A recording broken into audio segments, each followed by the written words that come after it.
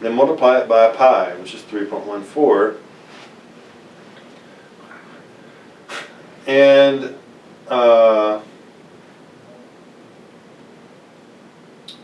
very good. Okay, so I'm getting a very large number. So 26,267. And let's just round to 26,300.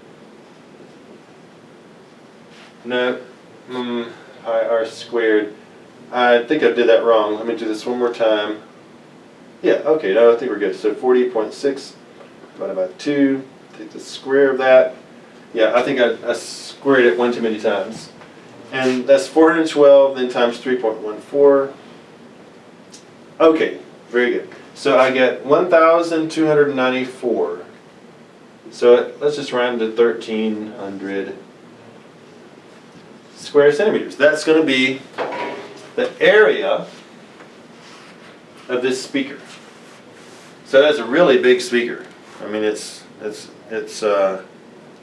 really large, probably like this, 16-inch speaker, like that big in diameter. Really pushing the limit. It's a huge area. And then what the question it's asking is, well, how far does it have to push the air? In order to push it 980 cubic centimeters. And in your case, it'll be some different one. It's not going to be 980. It's going to be whatever the curve was at 0.1. So it's not going to be as much. So I'm using different values than you'll be using. All right, well, let's see. Remember, the volume is equal to the area multiplied by the distance that it pushes or moves. And so we need to solve for that distance. We'll find that the distance is equal to the volume divided by the area. So in part A here of number 4, we're going to solve for this distance. Okay? Now the volume that I'm looking for is 980 centimeters, but the volume you're looking for is going to be less than a tenth of that. It's going to be smaller. You'll find that in part A.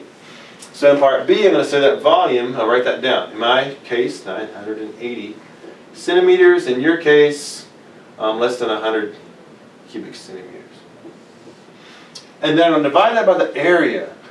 My area is 1,300 centimeters squared.